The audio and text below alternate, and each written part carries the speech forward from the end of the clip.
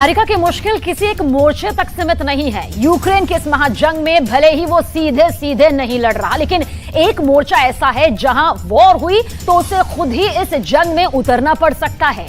दरअसल ईरान अपना अब तक का सबसे खतरनाक हथियार लॉन्च करने वाला है। इसकी जानकारी खुद ईरान के एक बड़े अधिकारी ने दी। ईरान के इस ऐलान के बाद से अमेरिका से इजराइल तक हड़कंप मच गया है। अमेरिका को पश्चिमी एशिया में अपने सैन्य अड्डों की सुरक्षा की चिंता सताने लगी है और इन्हें महफूज रखने के लिए जो बाइडेन किसी भी हद तक जा सकते हैं। ऐसे में पूरी दुनिया अब इसे लेकर चर्चा कर रही है कि क्या दुनिया में युद्ध का एक और मोर्चा यहां खुलने वाला है।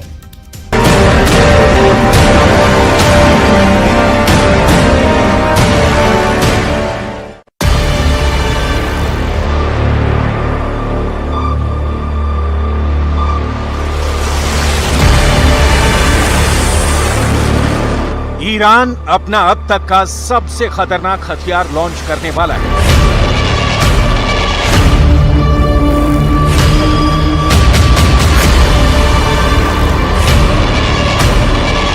ईरान अपना सबसे बेहतरीन हथियार दुनिया को दिखाने वाला है।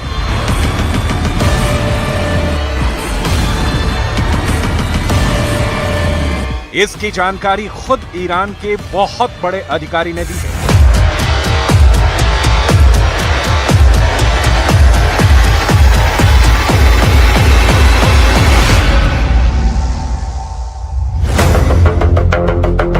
ईरान के इस अफसर की बात हमेशा 100% सच साबित हुई है। ईरान के इस बड़े अधिकारी का दावा कभी खोखला साबित नहीं हुआ और यही वजह है कि इस अधिकारी के दावे के बाद से इजराइल से लेकर अमेरिका तक हड़कंप मचा है। ईरान के दावे से अमेरिका डरा हुआ है। उसे खाड़ी में अपने अड्डों पर खतरा नजर आ रहा है। ईरान के दावे से इजराइल डरा हुआ है। उसे लग रहा है कि इस बार ईरान कोई ऐसी मिसाइल दिखाएगा जो पूरे इजराइल को भस्म कर देगी। ईरान के दावे से अमेरिका के नेटो वाले दोस्त भी दहशत में हैं। ऐसा क्यों कहा जा रहा है, इसकी तह तक जाएंगे तो ईरान के बहुत ही खतरनाक मंसूबों का पता चलेगा। ईरान के जिस अधिकारी ने नए हथियार का जिक्र किया है, उसके दावे की सबसे ज्यादा चर्चा ब्रिटेन में हो रही है। पश्चिमी देशों की सेनाएं इस सवाल का जवाब जानना चाहती हैं। क्या ईरान हवाई टारगेट को तबाह करने वाला हथियार लॉन्च करने वाला है? क्या ईरान जमीन से लॉन्च करने वाला हथियार दुनिया को दिखाने वाला है? ये मिसाइल है या फिर कोई ड्रोन? क्या ईरान समंदर में दुश्मन पर अटैक करने वाला नया हथियार दिखाकर अपनी धाक बढ़ाना चाहता है? सवाल बहुत से हैं और जवाब सिर्फ ईरान के पास है। ईरान कौन सा हथियार दुनिया को दिखाने वाला है, ये फिलहाल किसी को मालूम नहीं। ना ही ईरान की तरफ से इसको लेकर कोई बयान जारी किया गया है, लेकिन IRGC के प्रवक्ता ब्रिगेडियर जनरल रमजान शरीफ की तरफ से ये जरूर कहा गया है। ईरान लगातार अपनी सैन्य क्षमता को बढ़ा रहा है। समुद्री सुरक्षा के लिहाज से ईरान जल्द ही दुनिया को अपना नया और सबसे बेहतरीन स्ट्रेटेजिक सिस्टम दिखाने वाला है। ईरान के लोग इसी साल ही इस आधुनिक सिस्टम को देख पाएंगे।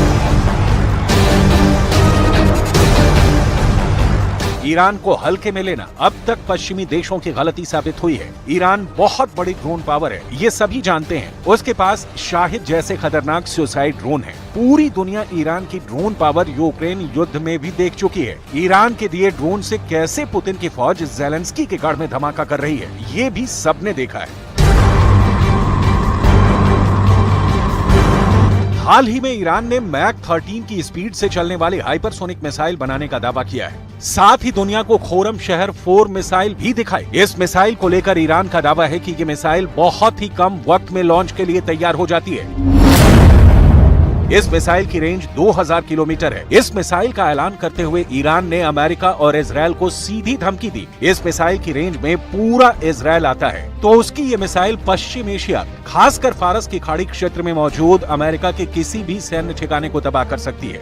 خروج فوری نیروهای نظامی و اشغالگر آمریکا از خاک سوریه رو کمکی بزرگ به ثبات و امنیت این منطقه می‌دانیم. ईरान के कई हथियार देखकर अमेरिका बार बार चौंकता रहा है। ईरान के पास छोटी दूरी तक मार करने वाली फतह मिसाइल भी है। ये बैलिस्टिक मिसाइल है और खाड़ी देशों में ईरान के टारगेट्स के लिए बहुत ही खतरनाक मानी जाती है।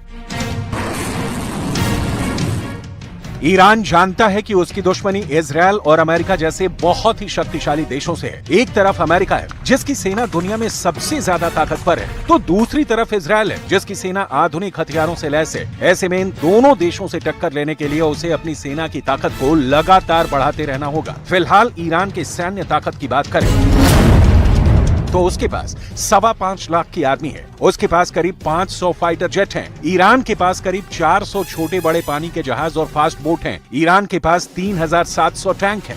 ईरान एक बड़ी ड्रोन पावर है। We see that as well with Iran, which has provided many drones to Russia that it's using to destroy civilian infrastructure and kill civilians in Ukraine. इस पावर के साथ ये तो साफ है कि ईरान अमेरिका को सीधी लड़ाई में नहीं हरा सकता, लेकिन ईरान की ड्रोन पावर और उसकी डिप्लोमेसी इस वक्त अमेरिका और इजराइल दोनों पर भारी पड़ रही है। एक तरफ ईरान ने सऊदी अरब से दोस्ती कर ली है, तो दूसरी तरफ चीन और रूस के दखल ने खाड़ी देशों में अमेरिका को कमजोर किया है। ईरान को लगता है कि अब खाड़ी देशों में अमेरिका के दिन पूरे हुए और अब उसे अपना सामान पैक करके वापस लौट जाना चाहिए।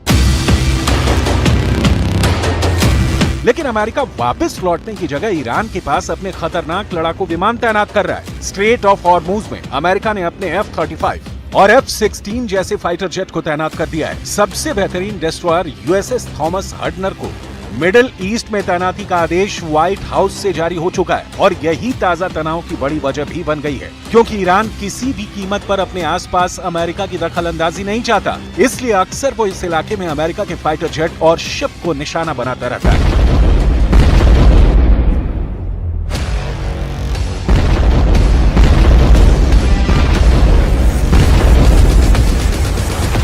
ये वीडियो 5 जुलाई का है। इसमें साफ नजर आ रहा है कि स्ट्रेट ऑफ हॉर्मुज से ऑयल टैंकर गुजर रहा है, तभी इसके पास कमांडोज से भरी बोट आ जाती है। अमेरिका का कहना है कि उसके 2 oil tanker gulf of Oman से गुजर रहे थे, तभी ईरान की नेवी ने उस पर हमला कर दिया।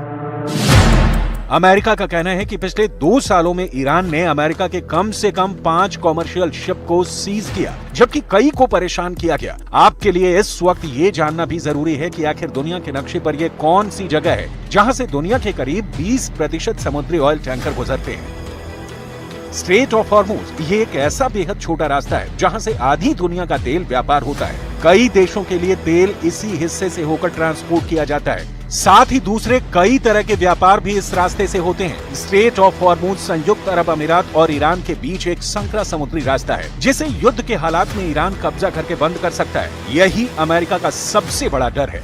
160 किलोमीटर लंबे स्ट्रेट ऑफ हॉर्मुज का रास्ता फारस की खाड़ी को ओमान की खाड़ी और अरब सागर से जोड़ता है। इस रास्ते की एक जगह चौड़ाई तो महज 39 किलोमीटर रह जाती है, जहां से दोनों ओर से आते जाते जहाज गुजरते हैं। इस रास्ते पर ईरान का दबदबा है। Does need to reassure Iran's Arab neighbors that they can be cautious in re-embracing Tehran and that they need to view Iran's overtures with suspicion and continue to rely on the United States.